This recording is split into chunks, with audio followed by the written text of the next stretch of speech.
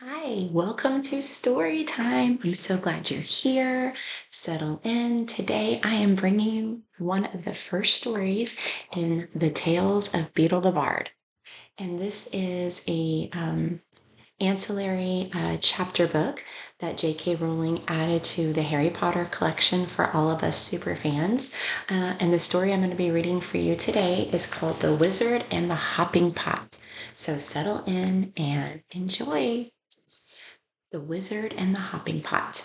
There was once a kindly old wizard who used his magic generously and wisely for the benefit of his neighbors. Rather than reveal the true source of his power, he pretended that his potions, charms, and antidotes sprang ready made from the little cauldron he called his lucky cooking pot. For miles around, people came to him with their troubles, and the wizard was pleased to give his pot a stir and put things right. This well-beloved wizard lived to a goodly age, then died, leaving all his chattels to his only son.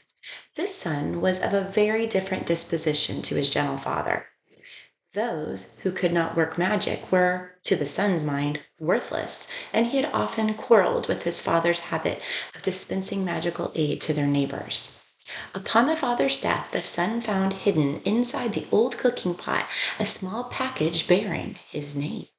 He opened it, hoping for gold, but instead found a soft, thick slipper, much too small to wear, and with no pair.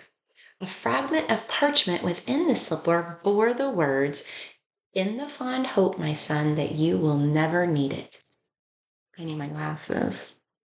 Please hold. Okay. The son cursed his father's age-softened mind and then threw the slipper back into the cauldron, resolving to use it henceforth as a rubbish pail for his trash. That night, a peasant woman knocked on the front door.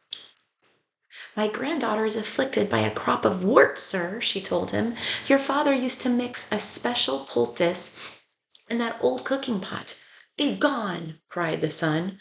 "What care I for your brat's warts?" And he slammed the door in the old woman's face. At once there came a loud clanging and banging from the kitchen. The wizard lit his wand and opened the door. And there, to his amazement, he saw his father's old cooking pot.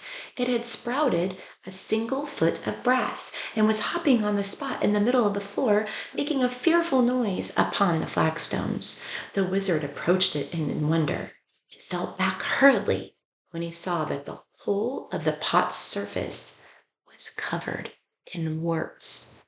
"Disgusting object!" he cried, and then he tried firstly to vanish the pot, then to clean it by magic, and finally to force it out of the house. None of his spells worked, however, and he was unable to prevent the pot hopping after him out of the kitchen, and then following up to bed, clanging and banging loudly on every wooden stair.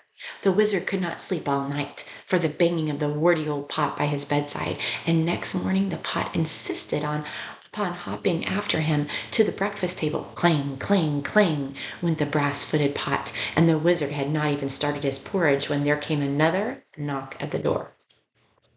An old man stood on the doorstep. "'Tis my old donkey, sir," he explained.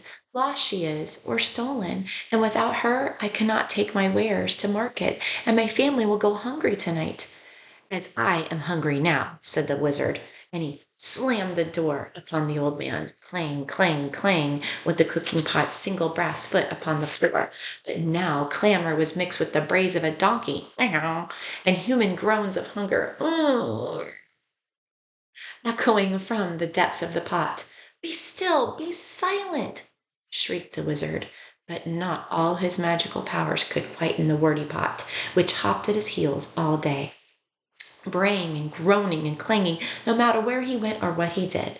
That evening there came a third knock upon the door, and there at the threshold stood a young woman sobbing as though her heart would break.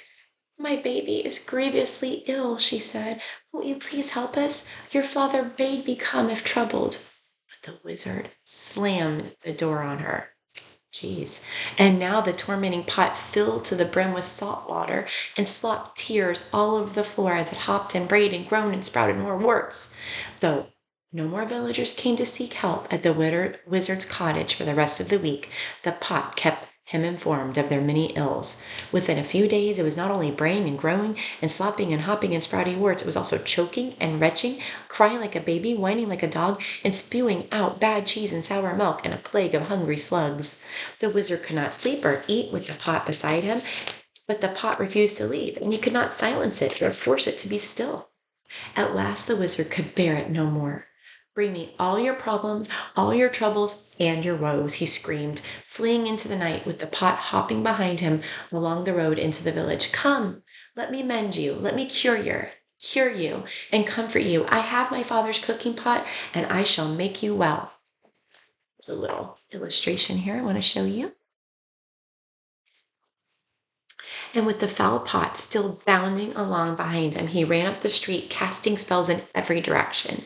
Inside one house, the little girl's warts vanished as she slept. The lost donkey was summoned from a distant briar patch and set down softly in its stable. The sick baby was doused in dittany and woke well and rosy.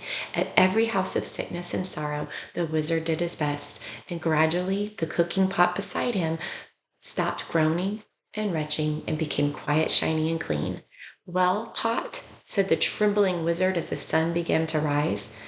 The pot burped out the single slipper he had thrown into it and permitted him to fit it onto the brass foot. Together they set off back to the wizard's house. The pot's footstep muffled at last, but from that day forward the wizard helped the villagers, just like his father before him, lest the pot cast off its slipper and began to hop once more. I'm so glad that wizard decided to start helping people, just like his father. All right, so stay tuned for more tales from Beedle the Bard. Bye, thanks for joining me.